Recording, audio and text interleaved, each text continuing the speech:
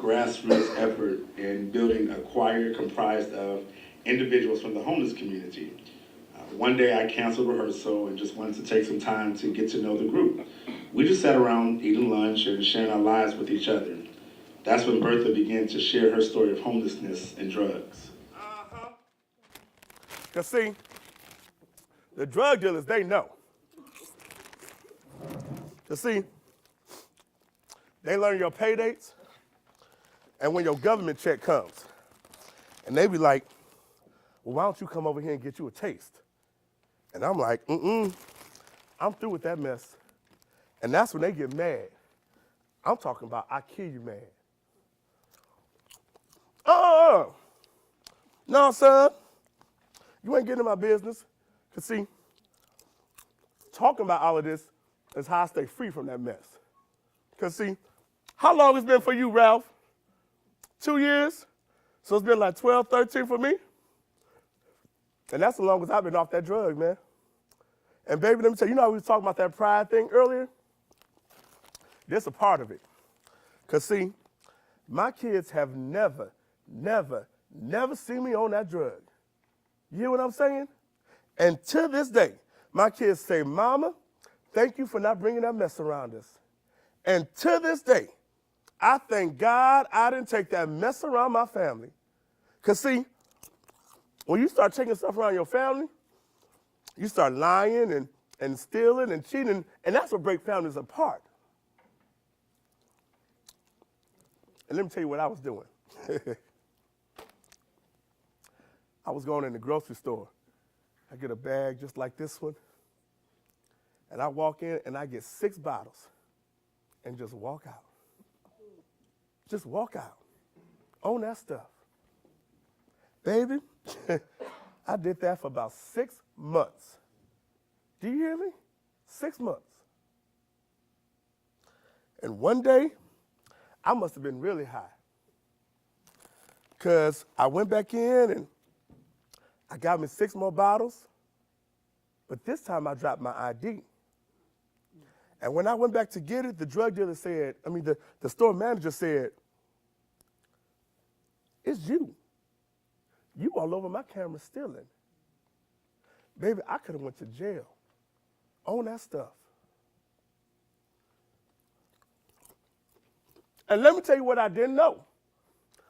I didn't know you could smell it through people's skin. I didn't know. I'm telling you, I didn't know, Ralph. Not until I got off that drug and I started smelling it through people's skin. I thought I was fooling people. But honey, they know. See, let me tell you my story, though. I was in an abusive relationship to my ex-husband for 23 years. And when I left, I didn't have no money, no house, no car, no nothing. And I wasn't taking my children out there on that street with me. So I signed them over to my husband's care. And God knows I wish I didn't do that. And so when I got my mind together just a little bit, I started staying with this older gentleman who knew about me and my situation.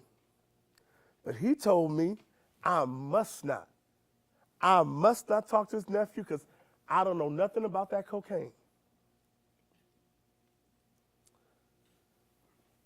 So one day I'm sitting on the bed and I'm just crying. Because see, here I am, a mother without her children. And I'm just filled with guilt and pain. And so his nephew came in and he said, I'm going to give you something to ease your pain. Baby, I didn't even know what I was doing.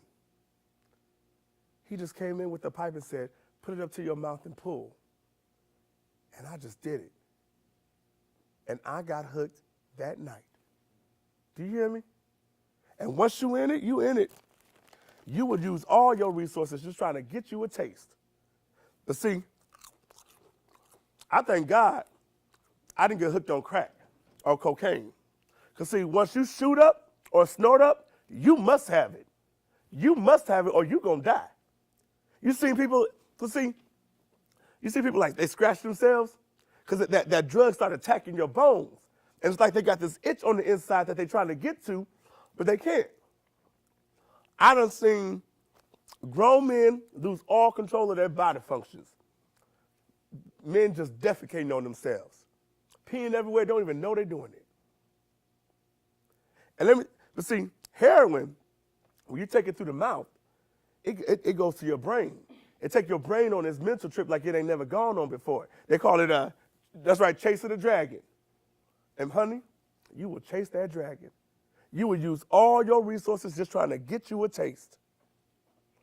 Crack gets you in the body, heroin gets you in the mind. But let me tell you about my girlfriend, Carmen. Carmen's whole family was hooked on the blow.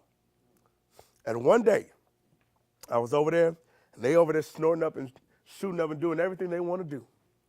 And it got down to about this much blow, the size of a fingernail.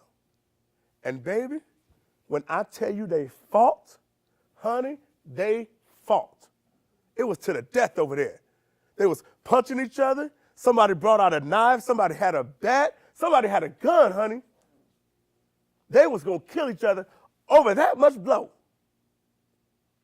And when I tell you, the drug dealers, they know your situation. And if you ain't got the money, they going to make you pay. They going to make you do whatever they want you to do. This drug dealer told this one woman, he said, get out on all fours. And like a dummy, she did it. He took his dog, put him on the back of her, and let that dog go to town. All for an 8-ball. I done seen fathers and daughters, mothers and sons, fathers and sons, mothers and daughters. I done seen it all. But it's like my grandmother once said, sin will take you further than you want to go, and so will that drug. But I'm free from all that mess now, honey.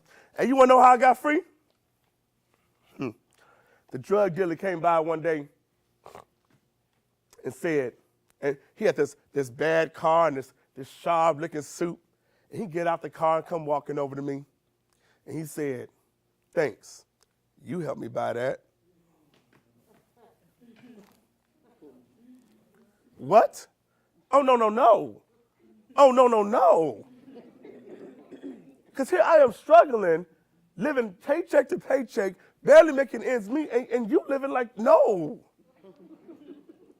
Baby, I went home that night and I cried out to God and my pastor. I got delivered that night. Checked myself into rehab. Honey, I ain't been the same ever since. And now you know what I want? I'm going to tell you what I want. When we go to Washington, I want to sing a solo for the president because I'm an awesome singer. Awesome. And the president needs to know how awesome a singer I am. Mary, in the kitchen now. I'm serious, son. Listen, in fact, I done made you a CD already.